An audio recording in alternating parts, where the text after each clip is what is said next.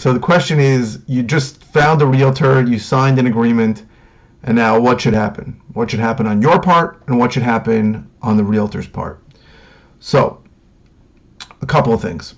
What usually happens is a phone call saying, hey, when can we schedule an open house?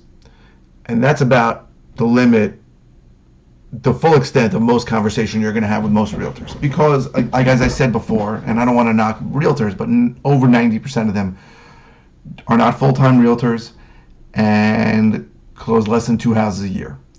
I think the average is 1.3.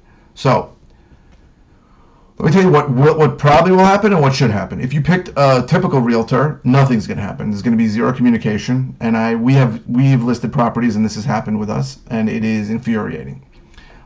Because if nothing's happening, then there should be a conversation between the realtor and the seller, right? Even if that's, hey, listen, nothing's happening.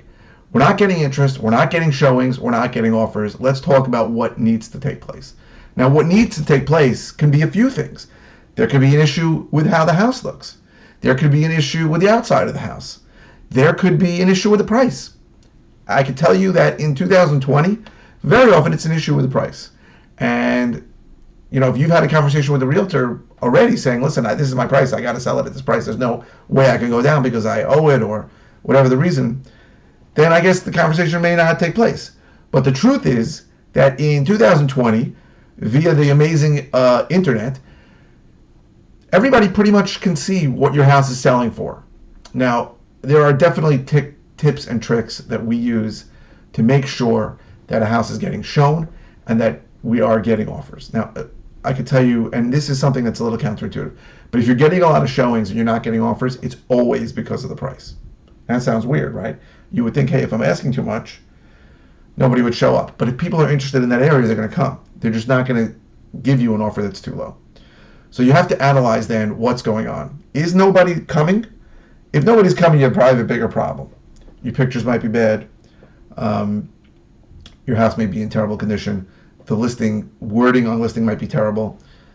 But assuming you're getting traffic, right, at open houses or off, not open houses, but just people are asking to come see it, and you're not getting any offers, it's always because of the price.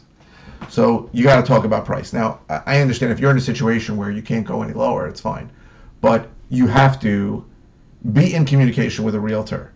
What should happen is you sign it, you schedule a bunch of open houses in advance. Okay, the realtor says, hey, take care of X, Y, and Z, get rid of this stuff, move this, clean this out, take care of this, make sure at the open house you have bread baking in the oven, whatever the hell it is. And there's a proactive approach to getting this sold. And then every week you should be having a call with your realtor about what's going on, what's happening, okay? And without a doubt, okay, there's really only a few ways you communicate with potential buyers, right? The first is your price. Number one is price, right? You could sell any house today, anywhere, if the price is right. Think about that, right? That wasn't the case 30 years ago, right? I'm almost 50. When I was young, it was a different world. Without the internet, if no one saw a sign or saw an ad in the paper, no one knew about your house. Today, anybody looking can find it.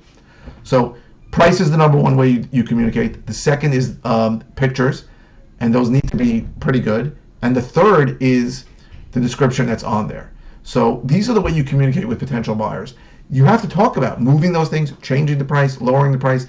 Conversations need to be had with a realtor, and they should be had definitely no less frequently than once a week. If you're not speaking to a realtor once a week, you got a problem with your realtor, which is why we said before you should never sign longer than a 3-month listing agreement. And every realtor will scream and yell and say, oh, that's too short, it's too short. It's not enough time for the market to really get a hold. It may not be. But in 3 months, if the guy is one of the 95% of the realtors who really don't do good jobs, then you can get a new one. And if they're good, then extend it. But never sign a listing agreement for more than 90 days. And if you're not in if your realtor isn't calling you once a week to give you an update, listen, even if it's to say nothing, we didn't have a good open house, we really have to consider dropping the price, anything. But that is a conversation that needs to be had. If no conversation, no communication is going on between you and a realtor on, at the very worst, once a weekly basis, then you got to really think about whether you've chosen the right realtor or not. And the problem is most people sign an agreement for a year and they're stuck with that guy. So we're going to talk the next one about what you can do if you screwed up already and hired a bad realtor.